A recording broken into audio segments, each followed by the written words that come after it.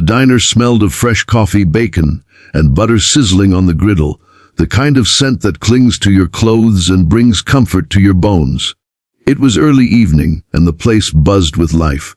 Truckers, families, and a couple of teenagers filled the booths, the neon sign outside flickering faintly as dusk settled in. In the far corner sat an old man, 81 years old, though the lines on his face and the limp in his leg made him look older. His name was Walter. Walt Hayes, a Korean War veteran, the kind of man who carried dignity like others carried wallets. He came to this diner almost every night, ordering the same thing, black coffee and a slice of apple pie. He sat by the window, gazing out with eyes that had seen battlefields, funerals of friends, and decades of a country that never truly thanked him. But he never complained. Walt was quiet, respectful, and proud, one of those men who tipped extra even though his pension barely stretched. That night, however, peace shattered. The door to the diner swung open with a jangle of bells, but instead of a family or couple, in walked trouble. A thug, tall, broad-shouldered, maybe late 20s, covered in tattoos that weren't earned but bought in back alley shops. Sauntered in with arrogance dripping off him. His leather jacket was ripped, his eyes sharp with the kind of malice that feeds on weakness. He didn't come for food, he came to cause a scene.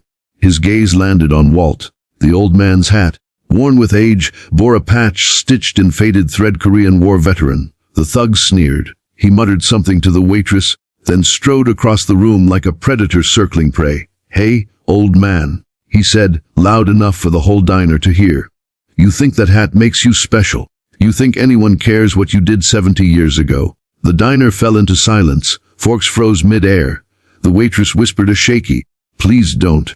But her words vanished under the weight of tension. Walt lifted his head, steady, calm. He didn't bark back, didn't argue. His voice was quiet, deep with experience. "Son, I fought so you could have the freedom to sit here today. Respect that, even if you don't respect me." The thug laughed, sharp, cruel, and then, without warning, his hand whipped across Walt's face. The sound cracked through the diner like a gunshot. The old man's head jerked to the side, his coffee spilling across the table. Gasps erupted. A mother covered her child's eyes. The waitress trembled, and Walt, tough as he was, sat still. His cheek burned red, his hands shaking, but his pride held strong. He didn't rise, didn't retaliate. He just whispered, "Lord, give me strength." But fate wasn't finished, because in that exact moment, the diner door swung open again, and in walked Walt's son. His name was Jack Hayes, a mountain of a man in his 40s, wearing a leather cut patched with fire and thunder, the insignia of the Hells Angels Motorcycle Club. Behind him trailed 6 other bikers, leather vests marked with the same fearsome emblem. The air changed instantly. The thug froze, laughter dying in his throat. Jack's eyes scanned the diner, then locked on his father's bruised cheek. "Who did this?" His voice was calm, but deadly, like the quiet before a storm. The thug tried to smirk, but his bravado cracked. "Just teaching some old man a lesson." Jack stepped closer. His boots thudded heavy on the tiled floor. The other bikers fanned out, silent, watching. Every eye in the diner followed. "That old man," Jack said, standing face to face with the thug, "is my father. The man who raised me. The man who bled for this country so cowards like you could walk free." The thug stammered. His hands twitched. I didn't know." But Jack didn't let him finish. He grabbed the man by his collar, slamming him against the counter so hard the ketchup bottles rattled. "You don't touch a veteran. Not in my presence. Not ever." His words thundered with a fury that made the walls vibrate. The bikers moved in, surrounding the thug. The room shook with raw tension. But Jack wasn't done. He turned to the diners, to the wide-eyed waitress, to the families staring. "You all see this? This is what respect looks like when it's gone, and this," he shoved the thug back again, "is what happens when a man forgets his elders, his country, and his soul." The thug's bravado melted to fear. His knees buckled. He begged, "Please, man, I didn't mean it." But Jack leaned close, his voice low, venomous. "You're lucky my father taught me restraint. If it were up to me, you'd leave here in an ambulance. Instead," he released him with a shove, "you're going to apologize. Right here, right now." The diner waited in silence. Finally, trembling, the thug dropped to his knees in front of Walt. I'm sorry, sir." Walt, eyes wet but steady, nodded. "Son, learn something from this. Violence doesn't make you a man. Respect does."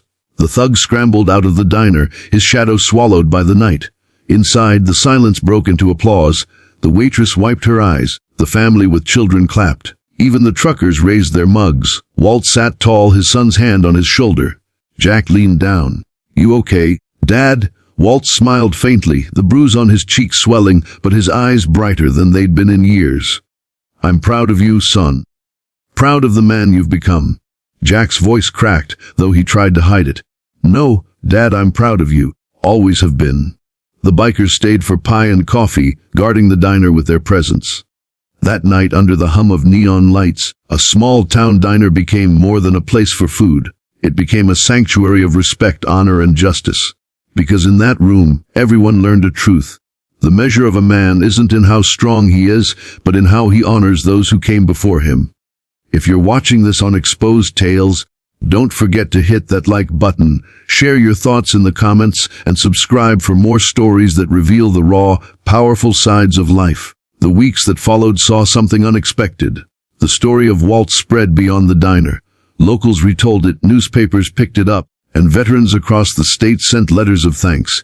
Jack and his father were invited to speak at community halls, where Walt's soft-spoken wisdom touched lives. But more importantly, the thug, shaken to his core, returned weeks later. He didn't swagger this time. He came humbly, hat in hand, offering to mow Walt's lawn, help at the diner, and make amends. And though some scoffed, Walt forgave him, because that was the kind of man he was, a warrior of peace.